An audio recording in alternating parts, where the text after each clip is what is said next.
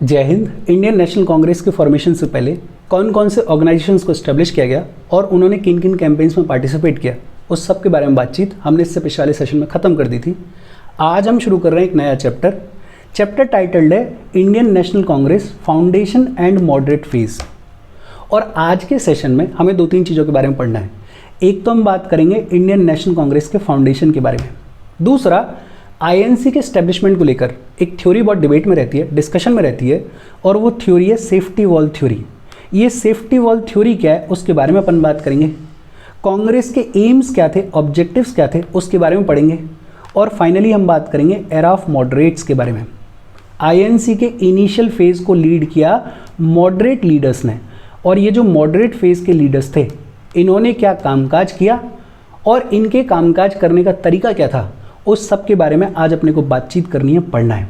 देखो शुरू करते हैं। सबसे पहले हम बात करेंगे इंडियन नेशनल कांग्रेस के फाउंडेशन के बारे में। और हमने पिछले ही सेशन में पढ़ा कि लेट 19th सेंचुरी में, स्पेशली 1870s में, 1880s में जितने भी प्री कांग्रेस ऑर्गेनाइजेशंस को इस्टेब्लिश किया गया, उन्होंने इंडियंस को यूनाइट करने की शुरुआत की। उन्होंने एक एंटी ब्रिटिश ओपिनियन डेवलप करने की शुरुआत की। मतलब एक तरीके से अपन ये कह सकते हैं कि ये जितने भी प्री कांग्रेस ऑर्गेनाइजेशंस थे, इन्होंने एक सॉलिड ग्राउंड प्रिपेयर किया, इन्होंने एक सॉलिड फाउंडेशन ले डाउन करी for the establishment of all India organisation. और फिर अल्टीमेटली ऑल इंडिया ऑर्गेनाइजेशन के फॉर्म में इंडियन नेशनल कांग्रेस को इस्टेब्लिश किया गया। इंडियन नेशनल कांग्रेस को स्टैब्लिश करने का क्रेडिट किसको जाता है? इंडियन नेशनल कांग्रेस की फाउंडेशन रखी एक रिटायर्ड इंग्लिश सिविल सर्वेंट ने, जिनका नाम था A.O. ह्यूम। क्या नाम था? A.O. ह्यूम। A.O. ह्यूम साहब ने उस टाइम के जितने भी इंटेलेक्चुअल इंडियंस थे, जितने भी पढ़े लिखे इंडियंस थे, उनको मोबिलाइज किया, उनको इकट्ठा किया और आईएनसी के पहले सेशन को ऑर्गेनाइज करवाया। और ये जो आईएनसी का पहला सेशन है ये कहाँ पर हुआ? बॉम्बे में हुआ। कब हुआ? दिसंबर 1885 में हुआ। किस कॉलेज में हुआ? गोकुलदास तेजपाल संस्कृत कॉलेज में। और आईएनसी के इस पहले सेशन को 72 डेलीगेट्स ने अटेंड किया। और इस पहले सेशन में आईएनसी के प्रेसिडेंट बने WC बनर्जी। और उसके बाद से एक प्रथा चल गई कि कांग्रेस हर एक साल दिसंबर के महीने में मिलती थी। बड़ी बेसिक बातचीत। इंडियन नेशनल कांग्रेस की फाउंडेशन किसने रखी? इंडियन नेशनल कांग्रेस की फाउंडेशन A.O. ह्यूम साहब ने रखी। पहला सेशन कहाँ पे कंडक्ट करवाया गया? बॉम्बे में कंडक्ट करवाया गया। कब करवाया गया? दिसंबर 1885 में ऑर्गेनाइज करवाया गया। और इस पहले सेशन को कितने डेलीगेट्स ने अटेंड किया? 72 डेलीगेट्स ने। और आईएनसी के इस पहले सेशन के प्रेसिडेंट कौन बने थे? WC बनर्जी इसके प्रेसिडेंट बने थे। कौन से कॉलेज में हुआ था? गोकुलदास तेजपाल संस्कृत कॉलेज में। आईएनसी की फाउंडेशन रखी गई दिसंबर 1885 में। लेकिन इंडियन नेशनल कांग्रेस के फाउंडेशन से पहले इंडियन नेशनल कॉन्फ्रेंस के 2 सेशंस ऑलरेडी कंडक्ट करवाए जा चुके थे। कब कब? 1883 में और 1885 में। और ये दोनों sessions of Indian national conference किसने कंडक्ट करवाए थे? सुरेंद्रनाथ बनर्जी और आनंद मोहन बोस। इन दोनों लोगों का नाम अपन ने पहले भी सुना है, पढ़ा है। इससे पिछले वाले सेशन में हमने एक एसोसिएशन के बारे में पढ़ा था, इंडियन एसोसिएशन। उस इंडियन एसोसिएशन की भी फाउंडेशन किसने रखी थी? सुरेंद्रनाथ बनर्जी और आनंद मोहन बोस। इन्हीं दोनों लोगों ने इंडियन नेशनल कॉन्फ्रेंस के भी 2 सेशंस ऑर्गेनाइज करवाए। कब? 1883 में और 1885 में। ये जो इंडियन नेशनल कॉन्फ्रेंस है इसकी इंपॉर्टेंस क्या है? इंडियन नेशनल कॉन्फ्रेंस में, इसके इन दोनों सेशंस में इंडियन नेशनल कांग्रेस के स्टैब्लिशमेंट की फाउंडेशन रखी गई। और उसी फाउंडेशन को यूज़ करके अल्टीमेटली इंडियन नेशनल कांग्रेस को स्टैब्लिश किया। किसने? A.O. ह्यूम साहब ने। बड़ी सिंपल चीज़ें। इंडियन नेशनल कांग्रेस की फाउंडेशन किसने रखी? A.O. ह्यूम साहब ने रखी। पहला सेशन कहाँ पे हुआ? बॉम्बे में हुआ। कब हुआ? दिसंबर 1885 में हुआ। कितने डेलीगेट्स ने अटेंड किया? 72 डेलीगेट्स ने अटेंड किया। और इसके प्रेसिडेंट कौन थे? WC बनर्जी। आईएनसी के फॉर्मेशन से पहले इंडियन नेशनल कॉन्फ्रेंस के भी 2 सेशंस हो चुके थे। कब? 1883 में और 1885 में। किन 2 लोगों ने कंडक्ट करवाए थे? सुरेंद्रनाथ बनर्जी और आनंद मोहन बोस। और ये जो इंडियन नेशनल कॉन्फ्रेंस है, इसमें इंडियन नेशनल कांग्रेस के स्टैब्लिशमेंट की फाउंडेशन रखी गई। उसी फाउंडेशन को यूज़ करके A.O. ह्यूम साहब ने आईएनसी को स्टैब्लिश किया, इंडियन नेशनल कांग्रेस को स्टैब्लिश किया। अच्छा, आगे ये जो टेबल दे रखी है इसके पहले कॉलम में हमने बात की है कांग्रेस का सेशन किस साल में हुआ, दूसरे में बात की है किस जगह पे हुआ, और तीसरे में बात की है उस सेशन में प्रेसिडेंट कौन था। और ये कुछ इंपॉर्टेंट सेशंस हैं। पहला और दूसरा सेशन तो इंपॉर्टेंट होता ही है। पहला सेशन कब हुआ? 1885 में। कहाँ पे हुआ? बॉम्बे में हुआ। और इस पहले सेशन में प्रेसिडेंट कौन बने? WC बनर्जी। दूसरा सेशन अगले साल हुआ 1886 में। कहाँ पे हुआ? कैलकाटा में हुआ। और इसके प्रेसिडेंट कौन बने? दादा भाई नेहरू जी। तीसरा सेशन हुआ 1887 में। कहाँ पर हुआ? मद्रास में हुआ। और इस मद्रास सेशन में प्रेसिडेंट बने बदरुद्दीन तैयब जी। और इंपॉर्टेंस ये है कि Badruddin Tyabji is the first Muslim president of Congress. Congress के पहले मुस्लिम प्रेसिडेंट कौन बने? बदरुद्दीन तैयब जी। सेशन कहाँ हुआ था? मद्रास में हुआ था। कब हुआ था? 1887 में।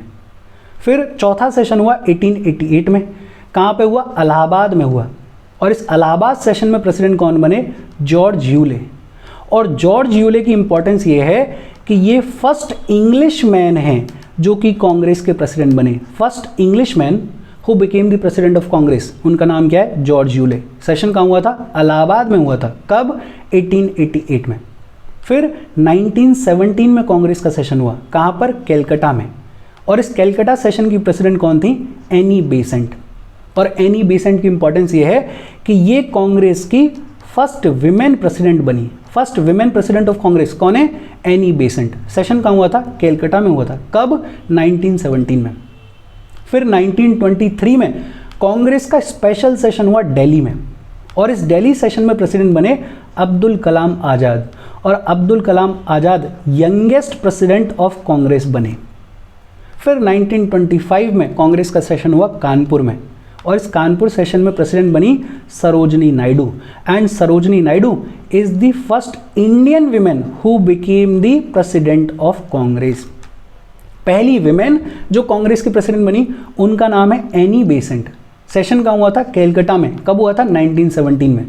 और पहली इंडियन विमेन जो कि कांग्रेस की प्रेसिडेंट बनी उनका नाम है सरोजनी नायडू। सेशन कहाँ हुआ था? कानपुर में। कब हुआ था? 1925 में। इन सेशंस के अलावा भी कुछ और इंपॉर्टेंट सेशंस हैं कांग्रेस के, आगे चलते हुए अपन पढ़ेंगे, लेकिन ये भी इंपॉर्टेंट हैं, कम से कम इनको तो दिमाग में रखो फिलहाल के लिए। पहला सेशन 1885 में हुआ। कहाँ पर हुआ? बॉम्बे में हुआ। प्रेसिडेंट कौन बने? WC बनर्जी। दूसरा सेशन 1886 में हुआ। कहाँ पर हुआ? कैलकाटा में हुआ। और प्रेसिडेंट कौन थे? दादा भाई नेहरू जी। तीसरा सेशन 1887 में हुआ। कहाँ पर हुआ? मद्रास में हुआ।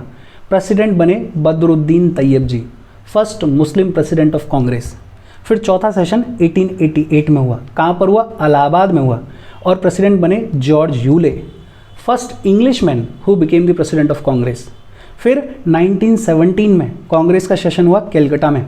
और प्रेसिडेंट बनी Annie Besant, first women president of Congress. इसके बाद 1923 में कांग्रेस का स्पेशल सेशन हुआ दिल्ली में।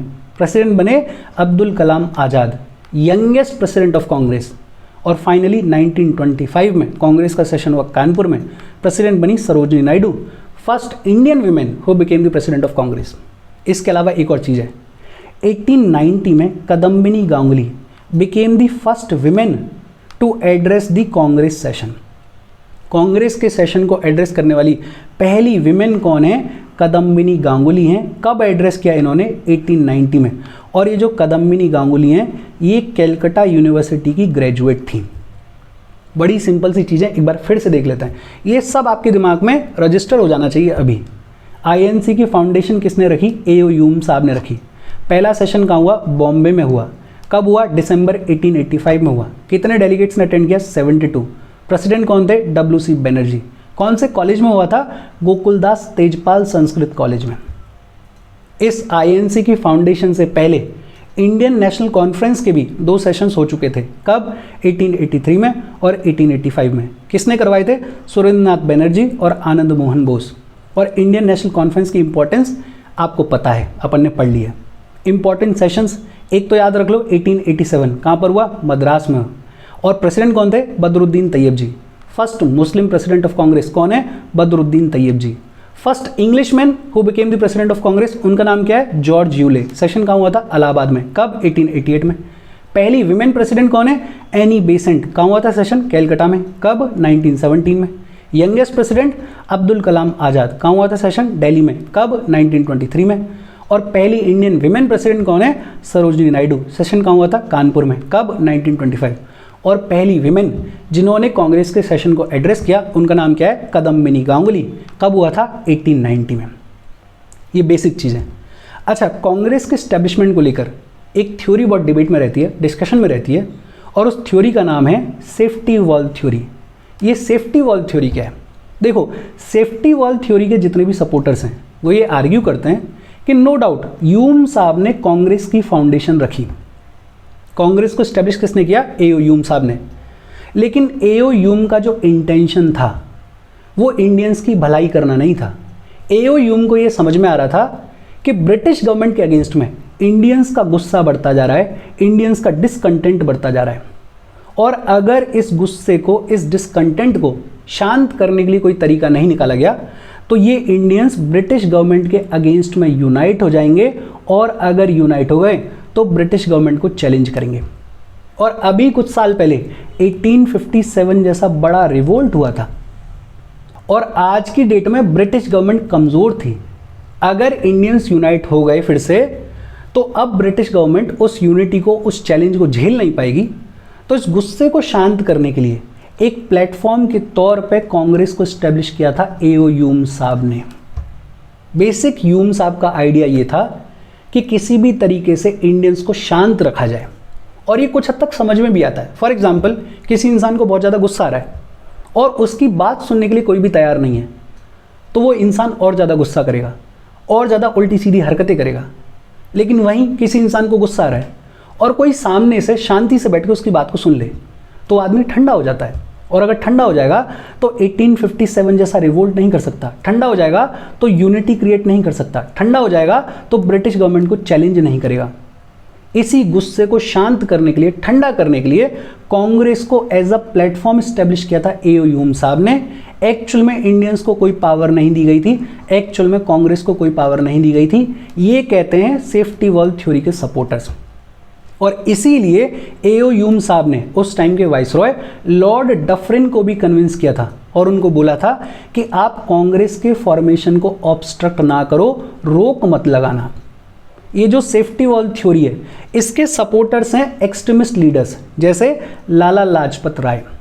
अच्छा, एक्सट्रीमिस्ट लीडर्स जैसे लाला लाजपत राय, इसको बुलाते हैं सेफ्टी वॉल थ्योरी। जितने भी मार्क्सिस्ट हिस्टोरियंस हैं जैसे आरपी दत्ता, कार्ल मार्क्स से जितने भी लोग इंस्पायर्ड हैं, वो इसी थ्योरी को बुलाते हैं कॉन्स्पिरेसी थ्योरी। उनका भी कहना यही है कि कांग्रेस को एक कॉन्स्पिरेसी के तहत स्टैब्लिश किया गया था। बेसिकली एओ ह्यूम साहब को समझ में आ रहा था कि इंडियंस का गुस्सा बढ़ता जा रहा है, और अगर उनके गुस्से को शांत नहीं किया गया तो एक पॉपुलर अपराइजिंग हो जाएगी। तो ह्यूम साहब ने उस टाइम के जितने भी पढ़े लिखे लोग थे, जितने भी अमीर लोग थे, उनको मोबिलाइज किया और उनको कांग्रेस के फॉर्म में एक प्लेटफॉर्म प्रोवाइड कर दिया। सेफ्टी वॉल थ्योरी बोल लो या कॉन्स्पिरेसी थ्योरी बोल लो, दोनों में कोई फ़र्क नहीं है। बट जितने भी मॉडर्न इंडियन हिस्टोरियंस हैं वो ये कहते हैं कि नहीं साहब, ये जो सेफ्टी वॉल थ्योरी है ये गलत है, एक्चुअल में कहानी कुछ और है। और ये मॉडर्न इंडियन हिस्टोरियंस ये कहते हैं कि कहानी ये है कि उस टाइम के जितने भी अर्ली कांग्रेस के लीडर्स थे, जितने भी इंडियन इंटेलेक्चुअल्स थे, उनको ये समझ में आ गया था कि इंडियंस पॉलिटिकली कॉन्शियस हो चुके हैं, इंडियंस जागरूक हो चुके हैं, और अब उनको यूनाइट करने की ज़रूरत है। अब उनके बीच में एंटी ब्रिटिश ओपिनियन डेवलप करने की ज़रूरत है। अब उनके बीच में नेशनलिज्म की फीलिंग को बढ़ाने की ज़रूरत है। और ये सब करने के लिए उनको ज़रूरत थी एक प्लेटफॉर्म की। और अगर वो कांग्रेस नाम के प्लेटफॉर्म को खुद से इस्टेब्लिश करने की कोशिश करते तो सरकार उसको ऑब्स्ट्रक्ट करती, सरकार उस पर किसी न किसी तरीके से रोक लगाती, इस्टेब्लिश नहीं होने देती। तो उन अर्ली कांग्रेस के लीडर्स ने बड़ा स्मार्टली एक रिटायर्ड इंग्लिश सिविल सर्वेंट जिनका नाम है एओ ह्यूम, उनको यूज़ कर लिया एज लाइटनिंग कंडक्टर और अल्टीमेटली कांग्रेस को स्टैब्लिश करवा लिया। और ये जो आइडिया है इसको जीके गोखले जैसे लोग सपोर्ट करते हैं। देखो, सेफ्टी वॉल थ्योरी या कॉन्स्पिरेसी थ्योरी वाले लोग क्या कह रहे हैं कि एओ ह्यूम ने उस टाइम के अर्ली कांग्रेस लीडर्स को यूज़ किया और कांग्रेस को एज अ प्लेटफॉर्म स्टैब्लिश किया। लेकिन जितने भी मॉडर्न इंडियन हिस्टोरियंस हैं वो ये कहते हैं कि नहीं, उल्टा हुआ। ये जितने भी अर्ली कांग्रेस के लीडर्स थे, इनको समझ में आ रहा था कि हमें प्लेटफॉर्म की ज़रूरत है लोगों को यूनाइट करने के लिए, और खुद से उस प्लेटफॉर्म को स्टैब्लिश कर नहीं सकते थे। अगर कोशिश भी करते तो सरकार ऑब्स्ट्रक्ट करती, सरकार किसी न किसी तरीके से रोक लगा देती। तो उन्होंने बड़ा स्मार्टली ह्यूम साहब को यूज़ किया एज लाइटनिंग कंडक्टर और कांग्रेस को स्टैब्लिश करवा लिया। अब कौन सी थ्योरी सही है, इससे अपने को बहुत ज़्यादा लेना देना है नहीं। पेपर में अगर आएगा तो अपने को दोनों थ्योरीज पता है, लिख देना। अपने लिए इंपॉर्टेंट ये है कि अल्टीमेटली इंडियन नेशनल कांग्रेस को स्टैब्लिश कर दिया गया इन 1885, और इंडियन नेशनल कांग्रेस ने बड़ा इंपॉर्टेंट रोल प्ले किया हमारे नेशनल मूवमेंट में, हमारे फ्रीडम स्ट्रगल में, जिसके बारे में अपन पढ़ेंगे। अच्छा, आगे बात की गई है कांग्रेस के एम्स के बारे में, ऑब्जेक्टिव्स के बारे में। हालांकि लिखे हुए हैं सारे, लेकिन अगर एक लाइन में कांग्रेस के एम के बारे में बात करें, ऑब्जेक्टिव के बारे में बात करें, तो बड़ा सिंपल है। ब्रिटिशर्स को देश से बाहर निकालना है, उसके लिए जो भी कुछ करना है वो कांग्रेस करेगी। फॉर एग्जाम्पल, अंग्रेजों को देश से बाहर निकालना है, उसके लिए एक मूवमेंट खड़ा करना है, कांग्रेस खड़ा करेगी। उसके लिए लोगों को यूनाइट करना है, कांग्रेस यूनाइट करेगी। उसके लिए नेशनलिज्म की फीलिंग को ग्रो करना है, कांग्रेस उसके लिए काम करेगी। उसके लिए जितनी भी लोगों की पॉपुलर डिमांड्स हैं उनको सरकार के सामने रखना है, उसके लिए कांग्रेस काम करेगी। और अल्टीमेटली अपना एक नेशन क्रिएट करना है, अपना एक नेशन खड़ा करना है, वो कांग्रेस अल्टीमेटली करेगी। और वही सब यहाँ पे लिखा हुआ है, एक एक करके अपन देख लेते हैं। Found a democratic nationalist movement, एक डेमोक्रेटिक और नेशनलिस्ट मूवमेंट खड़ा करना है, जो कि कांग्रेस आगे जाके करती है। लोगों को पॉलिटिसाइज करना है, पॉलिटिकली एजुकेट करना है, लोगों को बताना है कि ब्रिटिशर्स उनको कैसे सप्रेस कर रहे हैं, कैसे ऑप्रेस कर रहे हैं। ये जो नेशनल मूवमेंट है, इसके लिए एक हेडक्वार्टर्स एस्टेब्लिश करना है। Promote friendly relations among nationalist political workers among different part of the country. अगर सिंपल लैंग्वेज बोलें तो different part of the country में जितने भी पॉलिटिकल वर्कर्स हैं उनको यूनाइट करना है। एक एंटी कॉलोनियल नेशनलिस्ट आइडियोलॉजी को डेवलप करना है, प्रोपगेट करना है। एंटी ब्रिटिश ओपिनियन को डेवलप करना है मासेस के बीच में।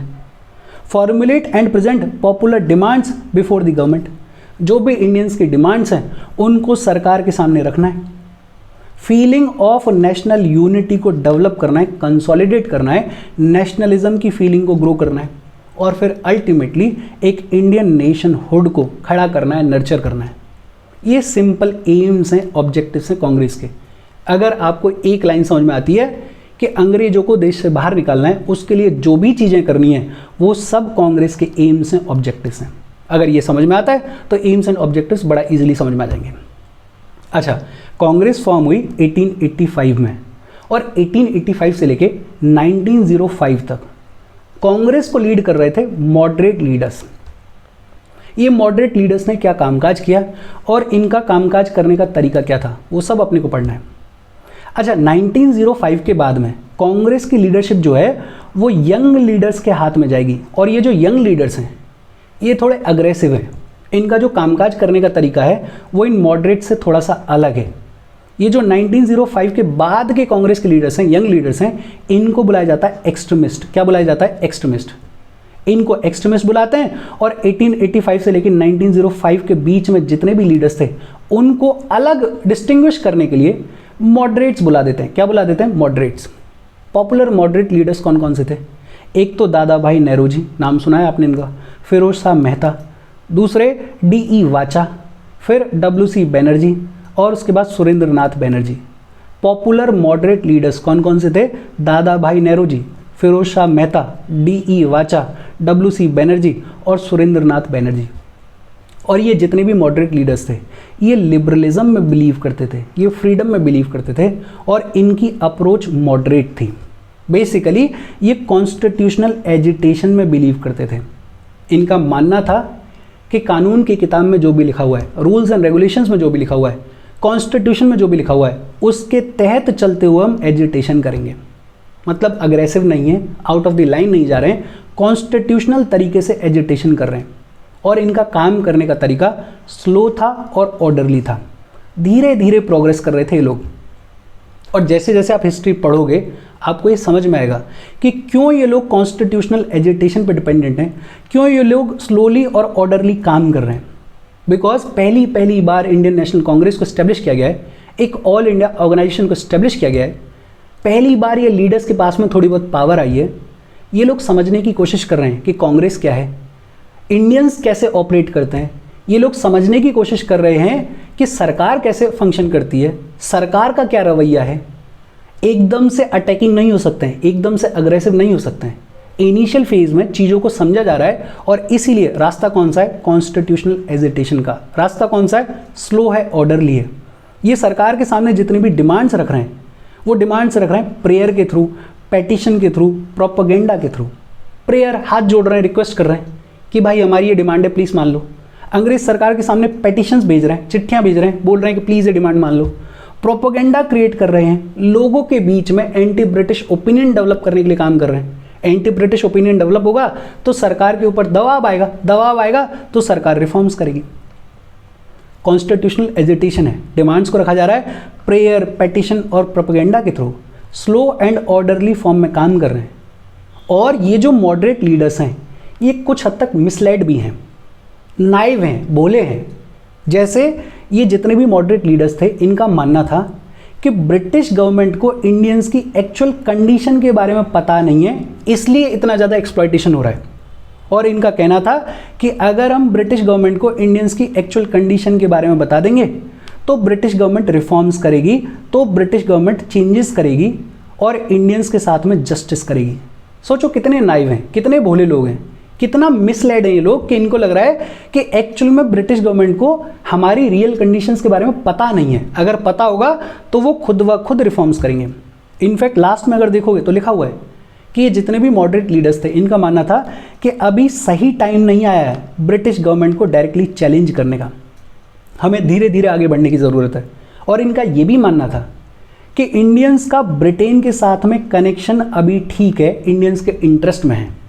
बिकॉज इनका ये मानना था कि ब्रिटिशर्स डेवलपमेंट के मामले में आगे हैं, उनके यहाँ पे साइंटिफिक डिस्कवरीज हो रही हैं, उनके यहाँ पे रेलवेज ले डाउन की जा रही हैं, उनके यहाँ पे इंडस्ट्रियलाइजेशन चल रहा है।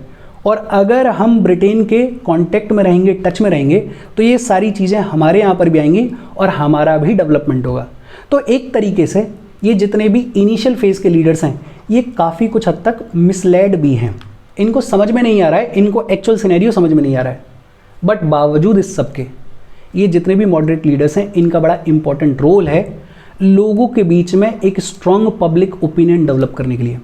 ब्रिटिश गवर्नमेंट के अगेंस्ट में, ब्रिटिश गवर्नमेंट की पॉलिसीज़ के अगेंस्ट में एक पब्लिक ओपिनियन डेवलप करने में इनका बड़ा इंपॉर्टेंट रोल है। और नेशनल स्पिरिट को जगाने के लिए, नेशनलिज्म को ग्रो करने के लिए भी इनका बड़ा इंपॉर्टेंट रोल है। इनफैक्ट इंडियन नेशनल कांग्रेस की एक कमेटी बनाई गई, ब्रिटिश कमेटी, और ये कमेटी कहाँ बनाई गई, लंदन में बनाई गई। कब बनाई गई, 1889 में बनाई गई। और इस ब्रिटिश कमेटी का न्यूज़पेपर या जर्नल, उसका नाम क्या था, इंडिया। और ये ब्रिटिश कमेटी अपने आप में इम्पॉर्टेंट है। इस ब्रिटिश कमेटी को क्यों बनाया गया था, लंदन में, ब्रिटेन में जो यूरोपियंस, जो ब्रिटिशर्स बैठे हुए हैं उनके बीच में ओपिनियन बनाना, उनको इन्फ्लुएंस करना, उनको बताना कि आपकी सरकार इंडियंस को कितना बुरी तरीके से ऑप्रेस कर रही है, सप्रेस कर रही है। यहाँ लंदन में बैठ के आप सिविल राइट्स की बात कर रहे हो, फ्रीडम की बात कर रहे हो, लेकिन वहाँ इंडिया में आपकी सरकार इंडियंस को ब्रूचुअली सप्रेस कर रही है। आपको अपनी सरकार के अगेंस्ट खड़ा होने की ज़रूरत है। ब्रिटिशर्स को इन्फ्लुएंस करने के लिए ब्रिटिश कमेटी को कॉन्स्टिट्यूट किया गया। कब, 1889 में। कहाँ, लंदन में। और इसके जर्नल का नाम क्या था, इंडिया। दादा भाई नेहरू जी जैसे लोग, इनके बारे में अपन ने एक एसोसिएशन पढ़ी हुई है, उस एसोसिएशन का नाम था ईस्ट इंडिया एसोसिएशन। दादा भाई नेहरू जी, इन्होंने अपनी पूरी लाइफ, पूरा पैसा लगा दिया और लंदन में काम किया इन ब्रिटिशर्स के बीच में इन्फ्लुएंस को डेवलप करने के लिए, ओपिनियन को डेवलप करने के लिए, उनको बताने के लिए कि उनकी सरकार इंडियंस के साथ में कितना गलत कर रही है। ब्रिटिश कमेटी कब फॉर्म की गई, 1889। कहाँ पे, लंदन में। इंपॉर्टेंट है, याद रखना। इनफैक्ट इंडियन नेशनल कांग्रेस ने 1890 में ये डिसाइड किया था कि एक सेशन इंडियन नेशनल कांग्रेस का लंदन में करवाया जाएगा। कब, 1892 में। और इस सेशन का ऑब्जेक्टिव क्या था, ऑब्जेक्टिव बड़ा सिंपल था कि सेशन के थ्रू लोगों को बताया जाएगा, ब्रिटिशर्स को बताया जाएगा कि उनकी सरकार कितना गलत कर रही है। लेकिन फिर अगले ही साल 1891 में ब्रिटेन में इलेक्शंस हुए और जिसकी वजह से ये जो सेशन होना था 1892 में, इसको पोस्टपोन कर दिया गया और वापस से कभी भी इस आइडिया को रिवाइव नहीं किया गया। बड़ा सिंपल, एरा ऑफ मॉडरेट्स में अपन क्या बात कर रहे हैं कि जितने भी मॉडरेट फेज के लीडर्स थे उन्होंने क्या कामकाज किया और उनके कामकाज करने का तरीका क्या था। पॉपुलर लीडर्स के नाम क्या थे? दादा भाई नेहरूजी, फिरोज शाह मेहता, डी वाचा, WC बनर्जी और सुरेंद्रनाथ बनर्जी। और ये जितने भी लीडर्स थे ये लिबरलिज्म में बिलीव करते थे, ये मॉडरेट पॉलिटिक्स में बिलीव करते थे। इनका तरीका था कॉन्स्टिट्यूशनल एजिटेशन का, प्रेयर्स के थ्रू, पेटिशंस के थ्रू, प्रोपेगेंडा के थ्रू ये अपनी बात को, अपनी डिमांड्स को रख रहे थे। स्लोली काम कर रहे थे, ऑर्डरली फॉर्म में काम कर रहे थे, कुछ हद तक मिसलेड भी थे। इनका मानना था कि ब्रिटिश गवर्नमेंट को अगर इंडियंस की रियल कंडीशन के बारे में बता दिया जाएगा तो ब्रिटिश गवर्नमेंट चेंजेस करेगी, रिफॉर्म्स करेगी। इनका ये भी मानना था कि अभी टाइम सही नहीं है ब्रिटिश रूल को डायरेक्टली चैलेंज करने का, और इनफैक्ट ये कहते थे कि अभी तो इंडियंस का ब्रिटेन के साथ में कनेक्शन उनके फ़ायदे के लिए है। बट बावजूद इस सब के मॉडरेट्स ने बड़ा इंपॉर्टेंट काम किया एक स्ट्रॉन्ग पब्लिक ओपिनियन डेवलप करने के लिए। इंडियन नेशनल कांग्रेस की ब्रिटिश कमेटी को इस्टेब्लिश किया गया कब? 1889 में। कहाँ? लंदन में। और इसके जर्नल का नाम क्या था? इंडिया। इसके अलावा बहुत सारे कामकाज किए मॉडरेट लीडर्स ने, उन सब के बारे में अपने को बातचीत करनी है, पढ़ना है। लेकिन आज का सेशन हम यहीं ख़त्म कर रहे हैं। कोई भी डाउट हो तो प्लीज़ कमेंट करके पूछ लेना। अगर इन जनरल भी कुछ बताना है तो प्लीज़ बता देना। Thank you very much.